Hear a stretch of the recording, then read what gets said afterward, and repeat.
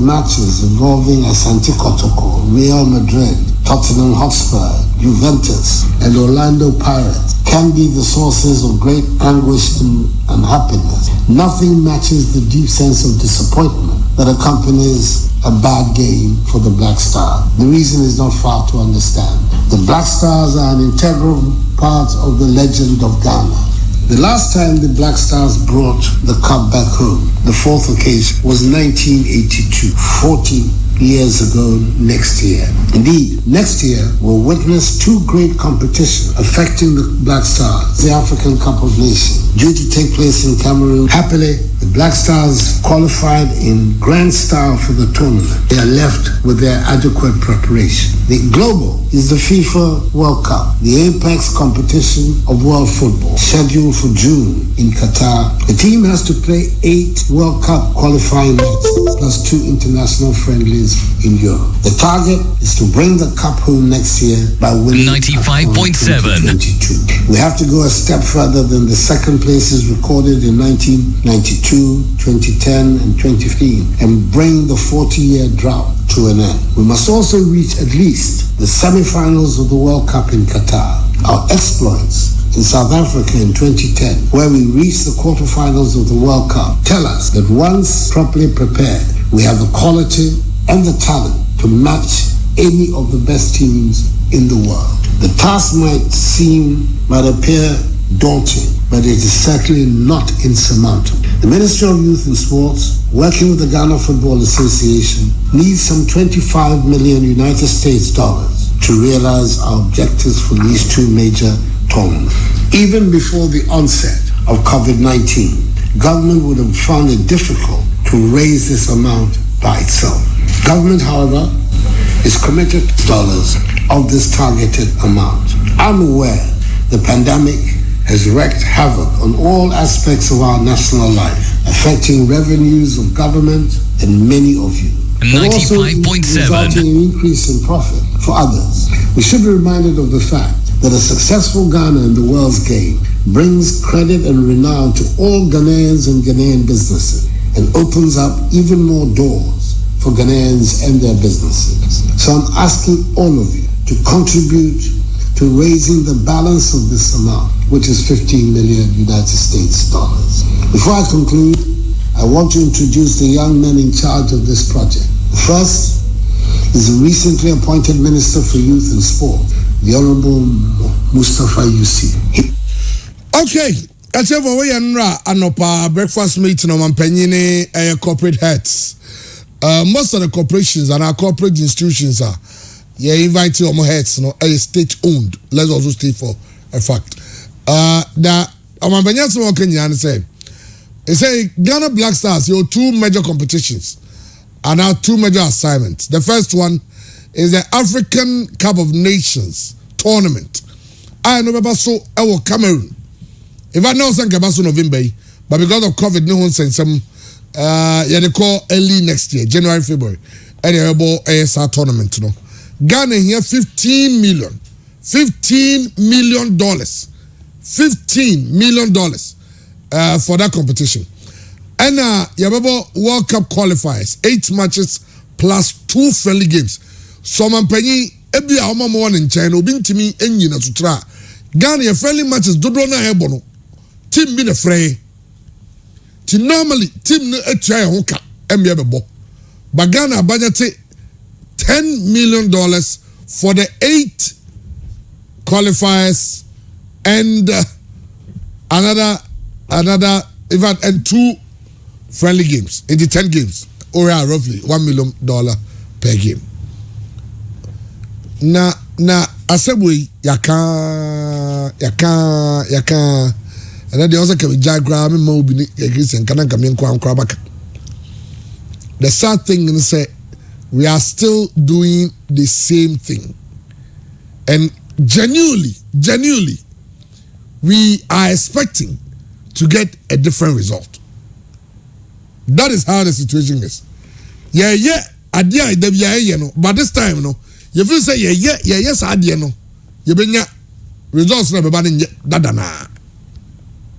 And these are noble people, and sadly the sports minister, or a very young guy, and then a deputy.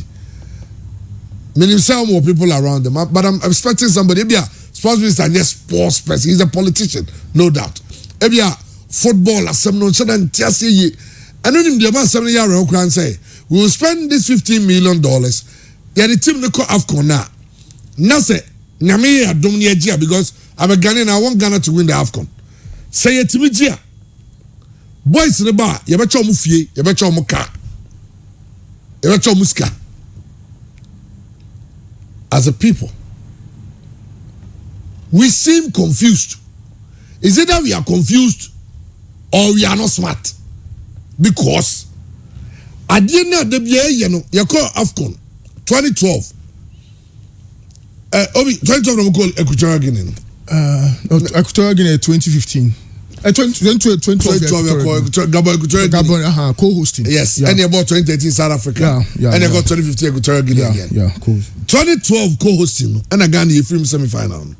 Obekaya and boys no go kunya gase ogaso majo and Zambia. Yeah. And Zambia ni yeah. Ghana team na be fie each player got over $65,000. Your team na young kwaje fi na buy no. We had more money than the Zambian team. In 2015, it was 2013 and 2013 there. Yani Burkina Faso na ya rehost just a referee no. I'm say referee no. Minim television ni be Ghana ni o say the oje referee no kind no. Yeah. Odi tia Burkina Faso sa accident mi aso mo. Just say don't be bia foul still almost say. 2015 you come on finals and lose on penalties. You ban you be check Grand Cherokee. Yeah. To the entire team. And now Obakaya Ayarega kache say as Ayarega say. I say unim ano Ayarega from you no dem confuse you no ye there Ayarega. Mahama Ayarega because I said Hassan. Yeah. Hassan the other one. Ayarekov. We Mahama Ayarega. I say players say minister don't go. Or Yarekro no ye here wa motivation the man no. Any chair ma empanyimfo obi akoyi ne de ya chaade ne ma technical team members go anya bi oka nyanja chief abako yeah the free fa abako yeah ayarga so fa abako yeah ayarga ko ne sim yeru mpo ani eja no ani esaba 20 after 2015 no 2017 was that tournament 2017 yeah and they go 2019 and he has a better. Just say, yeah, that's what I'm saying. That unless and I say we are not smart, because this is the same thing we have been doing and we are not winning. I know the sad thing is that you know Honorable Mustafa Yusuf, they have been made to believe, say, Yama boys is me. It say asema. I'm saying maybe former President Mahama can't find Ghana for no. I'm saying no crew, you refuse some time. Because clearly, even our president has forgotten. Say, last 2 years, I'm crying ban whole year. The day you ne Asamoah, I don't fuck with Gusiapi account. No come to president. After we ever see a dish when Munyam. He's a father, he's a leader. Why employee? So a Afcon. So Obey the first president to hold an AFCON trophy after how many years? 40. I mean 39, close to 40 years. Nani bache ho oren kran ka so den yenye. So winning bonus yon tum got 12. And that time qualifiers and Omaka chess here 2 year winning bonus 5. Okay. I'm going to see a 5,000. And you do free 5,000 call 12,000 at the Egypt. Omanpenyi you see go Dubai camping, the best hotel. You have facilities. You have friendlies, you Bobby. One of the poorest performances we've seen from the Black Stars after 2006 was that one. We played 4 games, we won one. That was against Guinea-Bissau. We could only beat Guinea-Bissau in that tournament. And Yabefi, no. Because we qualified from our group, we won only 1 match to qualify. Each player was richer $36,000. near the mom. Before I go to Tunisia, that place in negotiating winning bonus for the quarterfinals. And the Tunisia year free. And there's Abetina. So you ask yourself, say, so you're going here sometimes the entire Black Star losing and enmity Jeremiah and some perform. Or say some parts of Accra, and Black Star lose to Tunisia, they were jubilating. I'm not going to jubilate there, you're winning bonus. If we want to bring back the love, you caught the love. You caught the support of Ghanaians. Adia Ghana for Akasetia. We are doing it again. And I say, I am almost support. Honorable Mustafa said the last time Ghana had the pano, na corporate Ghana taichri. It was 2006, 2008, 2010, 2014. I don't say only 2014 na year. But you know that we never won the trophy. It's good. I mean, we qualified for the World Cup football festival. Great. But in all that, we did not win a single trophy. And the sad thing is that we're also failing to see, say, your players almost the same. Ghana, a team, no, our captain plays for Swansea in the championship. In fact, our best player, Thomas Partey, plays for Arsenal. Arsenal no so feed to say, go ye. O de man so no bodo ya de. You did that Sobako, Jordan are you? Who plays for Crystal Palace? Now, aside this place, boy, Kudus for Aya Samsara, why be him? No, Christian Mom, why be him? And the Yadom, Reading, why? Ode Mudino, ayi Mubarak Wakasu, China. Oh, eti yase yadi womu kwa Jafcon. Eti the only thing is Muska. Now this is the thing. They know we cannot win. There are people in there. Oh, we say we cannot win. Eti the man saying qualification bonus from the group. They Ghana you know we just qualify from group. Tinia ni boom. Tia bot draw back. Ni win back. Ni qualify. You qualify. You say, where's your home $15,000, $45,000 player behind you? So which is better? A player can be richer $45,000 without winning anything. So who are advising our president? Sports minister. Who are advising our president? And ayemi yase anopai. They say baby do no say adene yaje gon. Now, I don't want to hear the politicians speak. Yabua Tinjane, Vincent Opo. I don't want to hear them speak. I'm going to the same thing over here. I'm going to tell them I don't hear government white paper editor. So we will not even implement it. Oh, politicians are taking us for a ride for far too long. And Asema Yekin, Yakabi last 2 years, Yakabi last 4 years, Yakabi almost 10 years now. We will say the same thing next 2 years because a Yankofobi project to ensure that money will be raised for them to be rich. And I know after this will be $1 million back to go be account. All in the name of the Black Stars. It's why do you think the ordinary person, this year, what do you say Olympic Games? What do you say Olympic Games? What do you say National Paralympic Committee? Passport. Yen yanuma 7 predasa. Omadi dem kakra no. Omo so ko Paralympics. Omo complaining abasika. There were $10 million all train blaster World Cup campaign. Our local league. Emi ya ketokraku to no boni sem. And you say the president has shown that didn't. Hey ketokraku. Kete. Chairman. Cat. Nipa mienu. Hwe. Onim say disappointment is based on expectation. No be expect say Nana do based on a track record in opposition tino. He'll be a bit different from other politicians. Onam street anymore. The level of disappointment from the people near so amazing. Yes, but they expected this man, their president, to do something different. yɛka sɛ nanado nko ara deɛ n'aban mu deɛ nko onye wei chairman ti yɛbɛto aba no Ghana Center for Democratic Development ɛyɛ survey ebisa Ghana for deɛ nti a wɔbɛgyina so ato aba nyɛma Ghana for gyina so wɔbɛto aba no number 1 ɛyɛ infrastructure 2 ɛyɛ unemployment 3 ɛyɛ education and 4 ɛyɛ the health and security of the nation. Now deɛ amanfoɔ de confuse yɛ nyinaa de dada yɛ ne sɛ football is the passion of the nation. And football may be the passion of the nation, but at what cost? Chairman, hwɛ adeɛ wɔ ha sɛ onim sɛ ɛna yɛ kasa yi yɛsɛ Ghana ɛwɔ 2 million housing deficit.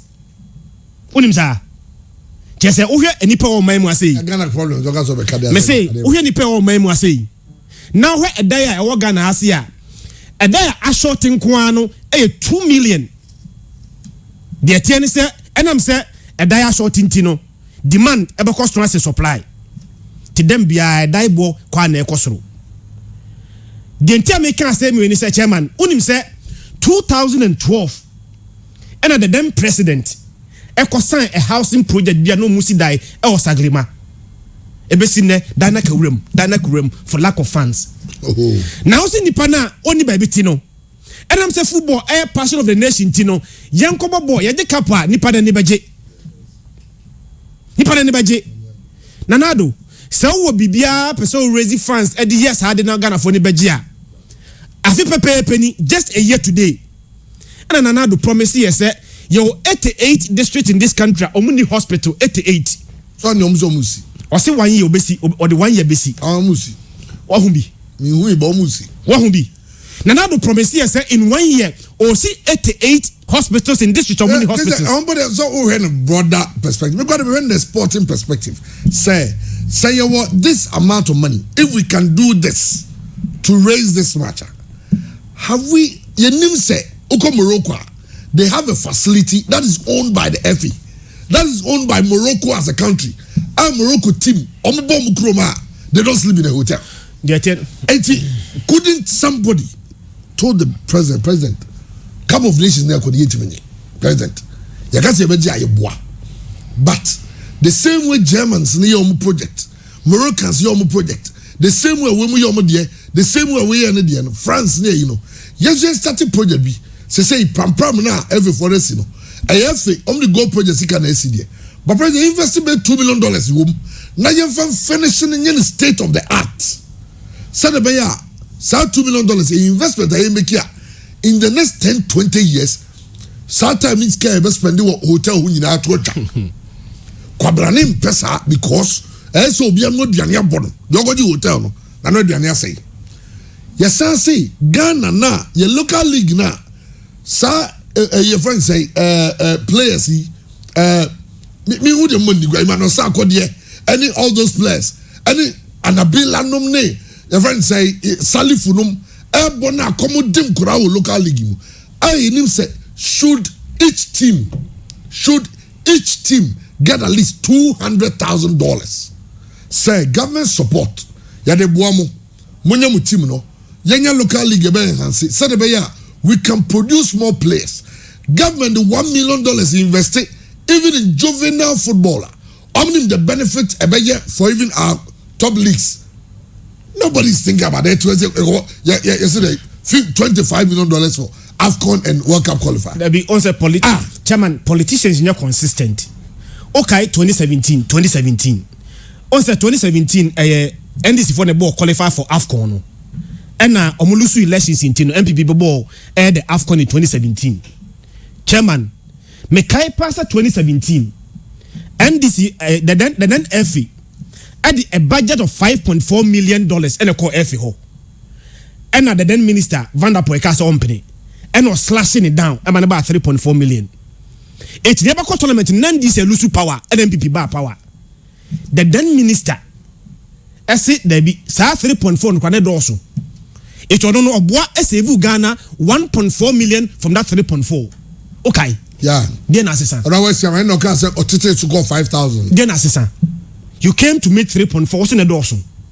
Obete so save Ghana 1.5 million. And then 5 years later, we are jumping from almost $2 million to $15 million in less than 4 years. And you go see stadium in Cameroon. The TNS chairman. Onim say you so many examples to choose from. So many examples to choose from. Onim say Ben Kofi ba FA president no. Ghana current state and oka say dey and praying there. Ghana football entimi nyehwe. So let's have a plan. And to Uncle Ben Kofi a 5-year development plan.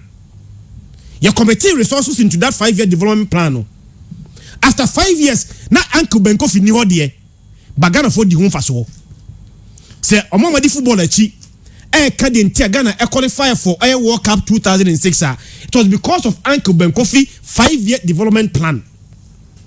Yan ko achire Mr. Herbert Mensah ba Asante Kotoko no na Kotoko akobe 6-7 years na Kotoko enye trophy. Mr. Ben Kofi buy in Debbie was say untimi ni trophy you can't buy the trophy instantly, so let's have a plan. And Mr. Herbert Mensah buy no or yeah a 3-year development plan. 3 years no anye hwe, the 4th year no ni ho when abeje trophy na na bantima hene. Yeah. And even Ben Kofi, when he had a vision there, young qualify for World Cup. When we started in Mali, Mali 2000, there were problems. Osaki all the senior players, yes, here in Korano, young Korano Koje and Umgobo finals, Argentina in 2001 over Kaya. Yade Daniel Yabua nomine John Pencil nom. Yade Munyabe Black Star in the boss in 2000 to play in the World Cup. Yes. And you rocket science. Uncle Ben Kofi 5 years and a man this resource. Now at your stage we are not going to look at the examples. I hear a plan. Am I a whole time? I committed resources into that plan. Am I a resource? Yet him say we can buy resource, we can buy success instantly. Chairman, me found coaching.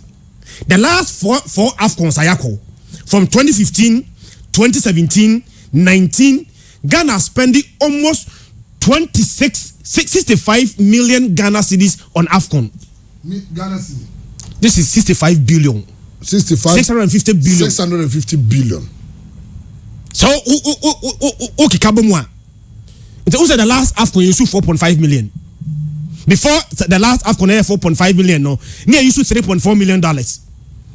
So, okay, can the last 4 AFCONs are Ghana acquire? Sika ya use to see a decobo AFCON, and my success in Kwano, almost 650 billion. We still think that, the same way.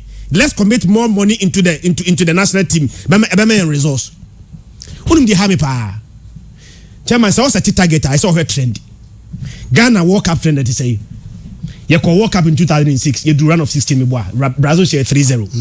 The next World Cup you do quarter final. The next World Cup you group stage. The next World Cup you unqualify. Decline. After you started target, we are not even thinking about qualifying. Yes, you quarter final for World Cup for the last to qualify. Who said that unrealistic target? Okay, Omampeni. This corporate bodies this kind of amount. What if you don't qualify? What if you don't qualify? I'm telling you, sir, anybody who convince the president say Ghana has so much quality, sir, you better do the semi-finals of the World Cup. When the catch Omampeni, sir. Total deception. And then see a mine bear 50. I'm in Bobosini Ghana. You better my Maku bear 50 on Bobosini. Until you call AFCON we think is here beji. Siniga mobi me boa.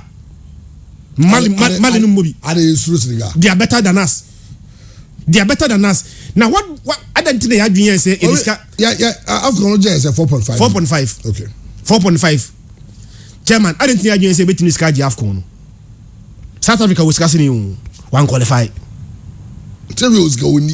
Everyone premier. Oscar one qualify. Yeah, premier for. Yes. China was capa. When was the last time who said China qualify for a major tournament? China from go. You discourage tournament. China from the tournament. Missing you discourage tournament. You discourage tournament. And can no country compete with the US. US will still work up. Abroad man can say will still work up no. Omontimiani. See your $10 million Oman penny. Let's have a plan. commit that $10 million into the plan and give ourselves time, maybe 5 years development plan, never scanning shame, and make sure say we are sticking to the plan after 5 years. About resource. Obi Trice. Come on. As I'm going to say, maybe I don't know. Aye, but is that again our president has shown the way. Again today, he has shown the love for our people, shown a need to bring happiness to millions of Ghanaians because Ghanaians love our football. On behalf of our re-energized football industry, I thank you immensely for always being there for us. What you have done today will bring happiness to millions of Ghanaians. God bless you. We are touched by your belief in our president and your desire to support his vision. Thank you for responding to his clarion call to support our Black Stars. Okay. Well, Chairman, the kind and no pa discuss issue no. I make say football for any friend is all man penny pick a call no. Say na meeting no cry no. Oh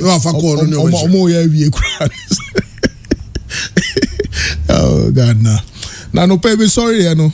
Me check I mean na me bisa me say na who discovered Africa? Because the beer in here where be brem ha. And Christopher Colombo and I say me check almost say why Bonaparte. Nipa no or boy abroad basa. That's not nothing that on discover any or other. Now bro food name here. And on who catch up say baby why from Africa. O me dia bro. And come on fire nka Europe for crown na you say. Because now the beer is serious why na pressure you dig go for we here.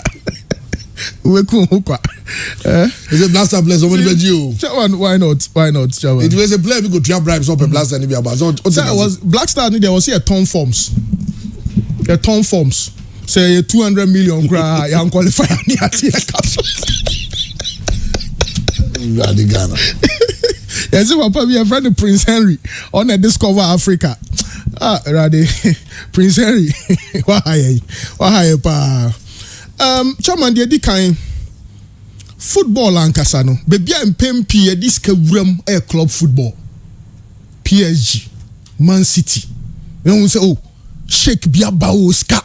Wa fa Saudi fosi kano dia be wuram. Tu bon say PSG ko na ni mo ato Neymar wa ato Mbappe. Man City for akofa Pep Guardiola. Onwo. Inti say wo say sika bi say wo an impoverished country, confused country like Ghana. Now they kwaku round national team more. And na nre wi ameka say ya mom pa ya ma ya mpanyifo. Em say ya prayer topic na say sorry no mo because odwe ni o mani bi hu a na bro wadwe ne wonti ase so.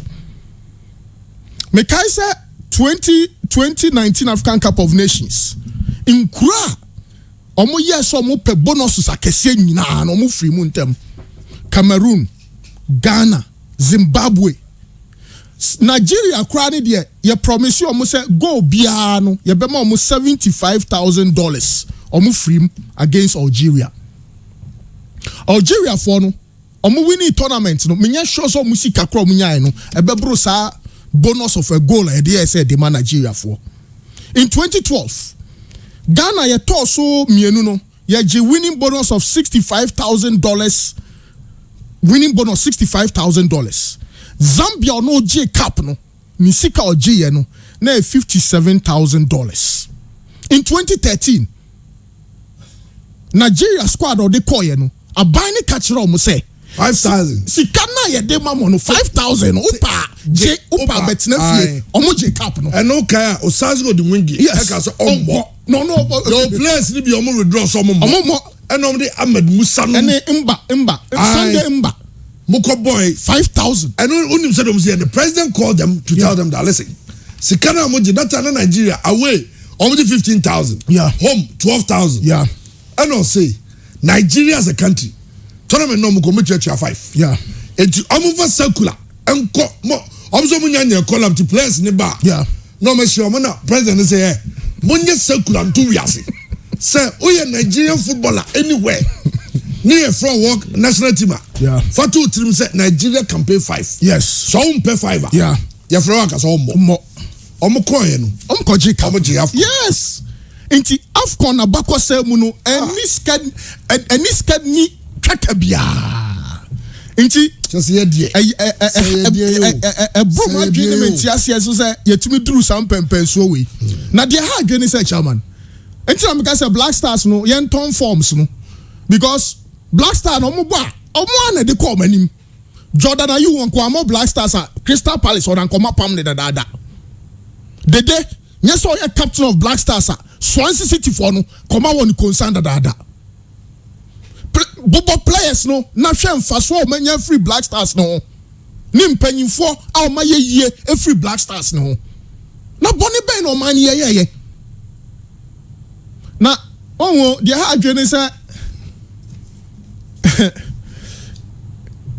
na hu hia kra so man panyin be breakfast meeting ya catch o sika o mo sai wo nura program no kra na uyem be hyew nya de ha me kra ni say o man panyin asati committee fufuro ya sati hu no this country there no also what to say ministry no plans on betra bremen shas oh anu there ya say ba fine ya ndi say anu there na opim so anu there opim so be decide am asantima ndi mini problem wo ho ni say no a kingdom on its own yes, we are talking about the national interest chairman o ma sati hu committee committee no opanyi oda no na ya minister of youth and sports Mustafa Yusuf or your MP for Yaba Kuburi in the northeast region of Ghana.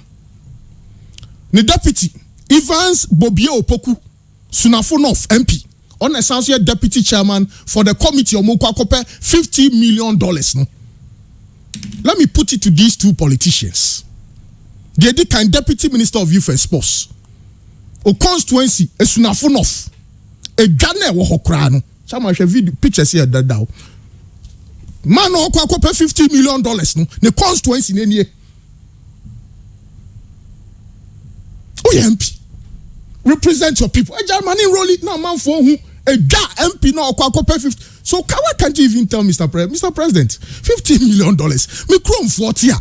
Say me to me gadeska $50 million de be boa Black Stars. No peka krama me kwa na me fan ko me dwa yi so. I don't want to talk about Mustafa Yusuf because Obia nim say Yagba Kuburi honu kra de say esunafo no of nia na Yagba Kuburi no na nsenya mu no munya borehole omunya am say 3 or say 4 say 5 isuo kra ho adin wo krom ho ba otin kran so oti committee so a ye kwakope $50 million. Who discovered Africa? Why ne who e bibrema? Why ne who yen? Say yes no. Chairman, asemwe no a more common sense. There's absolutely no justification. Chairman pram. Oh, I was even thinking answer $50 million and $25 million. Into man penyin to me a champagne for a catch say Ghana Cup of Nations, ye World Cup, into $50 million mra. And a Ghana Premier League I say. And a pram I say. And a coach is yen to moka. And a referee here boom. What sort of massa? Yeah, just say, well, posterity will judge all of us. And say Kesikano Omanpenyi shia omokra na omanye an announcement kra de kazo GMPC skabra kra de omso mayi abadada obia yi ne de eno de chawan obia de ne de koda da nya fe Omanpenyi emsa omo fire chekra. It is pathetic knowing say you cannot win the African Cup of Nations with money, but we deliberately pump money there to enrich certain people. And not okay, me assure say ban fufuro beba no also be the same thing. Commission of Inquiry report. Oh, just say o man na ngasa no. Eno anura me kai no, wo adwuma bia no amia wani aye. Yen e was so mia wani now ye adwuma na also pay sika bi to because we are a completely clueless country. Clueless. Ye ni plan, ye ni vision bia and na nyame ya adom ani asori ni aye adwuma ni akoda na nyame ya adom ni asori. Twerɛ kronkron no kase yɛ mɔ mpa yɛ ma yɛ mpanyinfo esan sɛ yɛde ma to kwa ɔman na no sɛ mobɛdwe ɔman no ho. But it's unfortunate sɛ your man panyin ne ɛnyɛ of course ɛnyɛ your man panyin ko a wohwɛ videos na ɛba yɛ chief of staff wɔ hɔ the ministers no bi wɔ hɔ me hu Lord Come director of operations ɛwɔ Jubilee House ɔmo nyinaa wɔ hɔ nti ɛyɛ collaborative effort ɛna yɛba say your money $25 million on a football game and I listened to the president and all the benefits of playing. Even the president nankasa omampanyin nankasa. That's how he's been briefed. Other normally presidents, yeah, na omo no they brief you omo then they at some point I say. One any tangible reason why we should spend that money. No, who tape now? Oh, just that you qualify for World Cup businesses no. Yeah, na any mo business mo. Mr. President. What my mom for be brain says for more. No cry was saying now. It makes me feel sad. So I'm not too sure. Sir Kurt has the capacity to convince the president. But say no man because program be saying no maybe the chief of staff or no president now moots now only the idea them say ya sign ya be a complete package. My worry is that Ebeko tournament na ebesa ba nsapan sa na ya sensu because ya call 2019 Egypt there be an inquiry eco parliament nya 2019 issues near refi ya sa be sim 2022 sika ya de call Egypt in 2019 ya bo hu mienu but ye your mind na team no your problems all mine no from 2019 till date abon be 9 and do near team. Me, I was even thinking that we have $25 million Ghana city, $25 million. Mon calculate $25 million, man. Dollar no 5.8. That is 144 million Ghana city.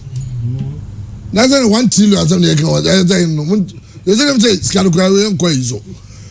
maybe the understand that much to spend. Now they say, yes, you can all other sectors, but we want to restrict ourselves to maybe a footballer.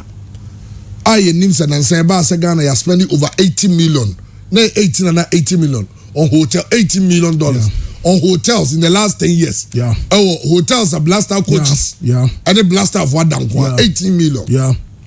So couldn't we have decided okay, you have a budget about 15 or 10 million of that money. You have to see a state of your pram. We are going to turn it into a state of the art facility where the Black Stars and all the other national teams will come there. So it means that now paying for hotels for the national teams will be a thing of the past. Absolutely. It's a blaster bar and now when you got the Alisa and now moving pick and now golden tulip. Somehow to go for the real house for facility no. Now the national teams ne call. Ni ako tueska ma house folk. But o mine to me yes way. It's pathetic. It's really pathetic.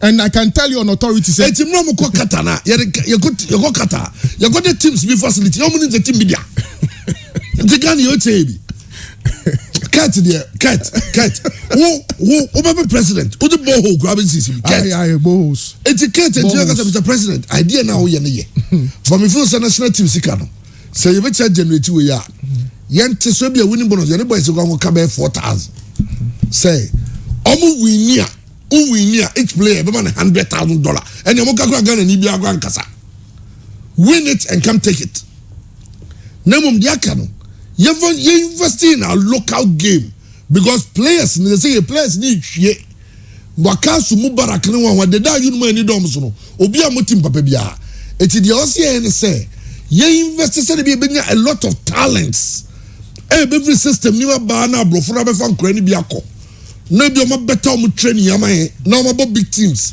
ni asa go form abo Black Stars because of ajimponi oni potimo won person this ade obeka se mu ache president ya tiakofo bi wo 4th division so abo Black Star ade am for England be fa no say na me every place you say ko bi ku Ghana din ya Google ya Google you person register no share even do onye Ghana ni ma me hwan ye go fa no bra ne de na share ne de na ba FA academy agency nim yes nya hwema ne hu e fa na free o Ghana ni eti din no me say we onye Ghana ni o Ghana ni wo me hwe no ne ahwe ne agent ne wan ne maame ne wan it means that yes say had ye no ne yet so mo ho no ne de o mo ba no mbejiska because no onim Ghana be o ba bi o Ghana contribute to in any way to the progress aden yentimi ntrase me dem say me kwade bi amaso me kaza me e bi sports minister me be ntra sports minister yina Germany sports minister yo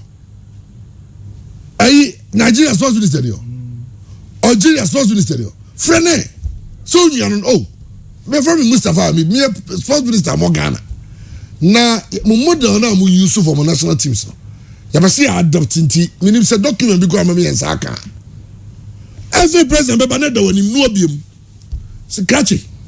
And he var out says, go to Escom to go to capital. Chairman, you go to me. No, can say, Germany for na air come go to Bosian. Germany, when you cocoa riska, they are by aircoin. Omono, 2,000. Who's you go to attend? Kachi, Yentia. Born Mumma, Munya, Moses, some of your man better FIFA Bani and Lusuwe. We need somebody who can stand up to some of these people and tell them in the face, hey, you need be. They say, Mammy no ama, me school am call one am ka say no ama. Madam Fubi never bought nice sneakers, amano. E di top mommy. E no ama ni bi o ka say. Krache. Me ni bi ungo school na jai. Ungo. Would you go? And we are here over pampering the black stars, making them feel and then me say, you with this amount of money, me so you kind. And the Hazak explains 8 months in Chomoka. And the correct to 11 wonders. I'm the Kia Bongo. And a place good to grassroots football. You ha and I'm Koregu came Mukunya accident and you go bonds. Just say, Ojin one tias or my you go be free me. Just say, Ojin one. So, you want this amount of money? Can we pump it into grassroots football? Say, be a district associations will have buses to transfer. Can't we be doing? Pressure because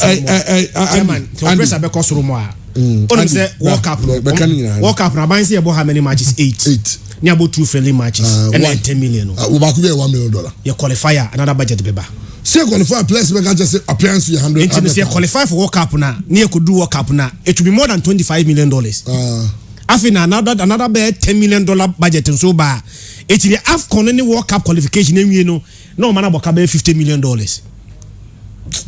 $50 million. Okay. For a tournament,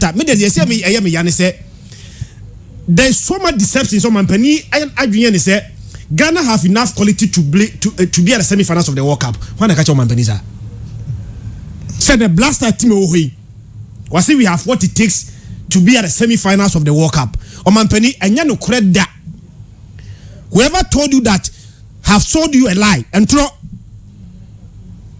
Now, a team qualify for the World Cup. Our target is say you do semi-finals. You qualify mpu. Now, but your World Cup in Germany, you must remember. Baby, Brazil baby, Argentina baby, Spain baby, France baby. You both semi-finals. If you are Kasi, you could to boy, you could oh, okay. And you there for this. I don't know. You have one phone. Me too.